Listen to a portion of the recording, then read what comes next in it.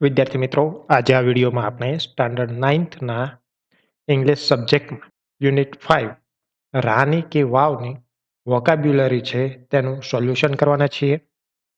તો વોકાબ્યુલરીમાં ફર્સ્ટ આપેલું છે કે find the sentences having a group of words almost similar in meaning in the text.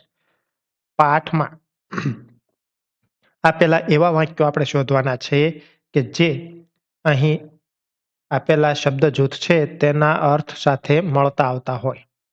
તો first sentence આપેલું છે your great work for the society will get very large praise. સમાજ માટેનું તમારું મહાન કાર્ય ખૂબ મોટી પ્રશંસા પામશે. તો એને રિલેટેડ સેન્ટેન્સ જે છે એ છે UNESCO has recognized this masterpiece as an exceptional example of water management system. યુનેસ્કોએ આ કૃતિને પાણી વ્યવસ્થાપન પ્રણાલીના અદ્વિતીય ઉદાહરણ તરીકે માન્યતા આપી છે. બીજું વાક્ય છે the Taj Mahal is a decorative example of a great monument. Taj Mahal એક શણગારેલા સ્મારકનું ઉત્તમ ઉદાહરણ છે. તો તેને લગતું તેને મળતો આવતો હોય અર્થ તેવું વાક્ય છે એ થશે The wow is the most developed, elaborate, and ornamental example of submerged architecture. કે આ વાવ પાણી સંચાલન માટેનું સર્વાંગી વિકાસ પામેલું ભવ્ય અને શણગારેલું ઉદાહરણ છે.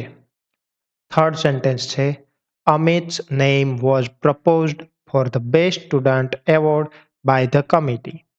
અમિતનું નામ શ્રેષ્ઠ વિદ્યાર્થી એવોર્ડ માટે સમિતિ દ્વારા પ્રસ્તાવિત કરવામાં આવ્યું હતું. તો તેને લગતું વાક્ય છે એ થશે in February 2013 ASI nominated this vow for the World Heritage List. ફેબ્રુઆરી 2013માં ASIએ આ વાવને વર્લ્ડ હેરિટેજ યાદી માટે નામાંકિત કર્યું. ચોથું છે You will find some distinctive idols of goddesses in temple. તમે મંદિરમાં દેવી દેવતાઓની વિશિષ્ટ મૂર્તિઓ જોઈ શકશો. તો તેને લગતું વાક્ય છે There are also some rare sculptures of God. કે અહીં ભગવાનની કેટલીક દુર્લભ મૂર્તિઓ પણ છે. પાંચમું છે Akbar was one of the kings from the Mughal kings family. Akbar Mughal રાજવંશનો એક રાજા હતો. તો તેને રિલેટેડ સેન્ટેન્સ જે છે king Bhimdev first belong to the Solanki dynasty of Anhilwal Patan. રાજા ભીમદેવ પહેલો અણહિલવાડ પાટણના સોલંકી વંશના હતા. છઠ્ઠું છે Shah Jahan built the Taj Mahal in 1632. શાહજહાંએ 1632માં તાજમહેલ બનાવ્યો હતો. તેને related sentence queen Udaymati the widow of king Bhimdev first constructed the vav between 1022 and 1063 AD. Rani Udayamati જે રાજા ભીમદેવ પહેલાની વિધવા હતી તેણે આ વાવનું નિર્માણ ઈસવીસન 1022 થી 1063 દરમિયાન કર્યું હતું. સેવન્થ છે Each painting in the Ajanta caves has an appealing effect on the visitors. અજંતાની ગુફાઓમાં દરેક ચિત્રકામ મુલાકાતીઓને આકર્ષક અસર કરે છે. તો તેને related sentence Rani ki Vav has a great appeal to every observer. Rani ki Vav દરેક દર્શકોને ખૂબ જ આકર્ષે છે. હવે સેકન્ડ આપેલું છે complete the paragraph using the words from the bracket with the help of your partner. તમારા પાર્ટનરની મદદથી કૌંસમાં આપેલા શબ્દોનો ઉપયોગ કરીને આપણે પેરેગ્રાફ છે એ કમ્પ્લીટ કરવાનો છે.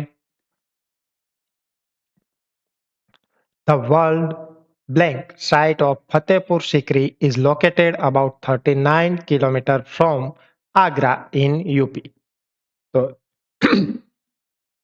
તો તો તેમાં આવશે હેરિટેજ.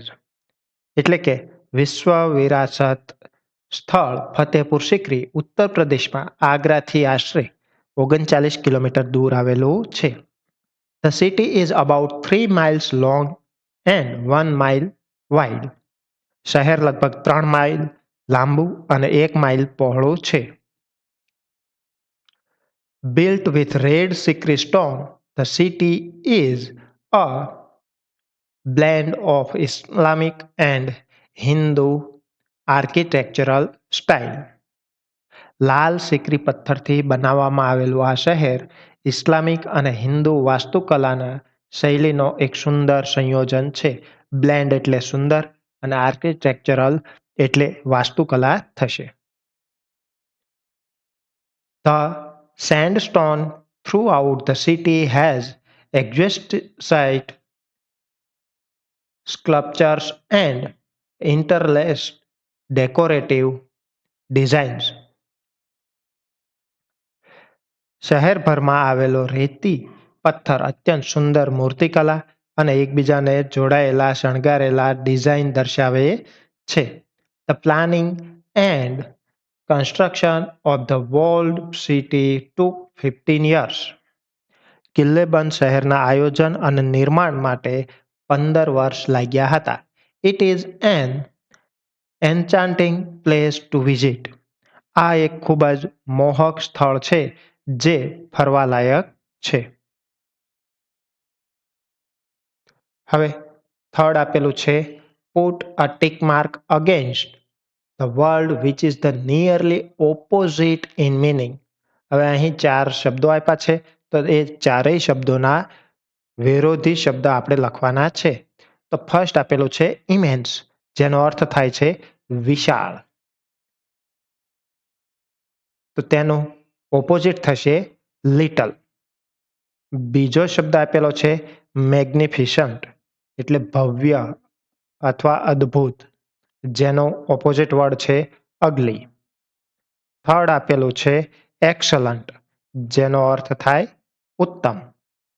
તો તેનું ઓપોઝિટ થશે ઇમ્પરફેક્ટ, અધૂરું. ફોર્થ છે પ્રિઝર્વ, જેનો અર્થ થાય સાચવવું અથવા સંરક્ષણ કરવું. તો પ્રિઝર્વનો ઓપોઝિટ વર્ડ થશે ડેસ્ટ્રોય, એટલે કે વિનાશ કરવો. અન્ય વિડીયોની અપડેટ સરળતાથી મળતી રહે એટલા માટે ચેનલને સબસ્ક્રાઇબ કરશો. Thank you.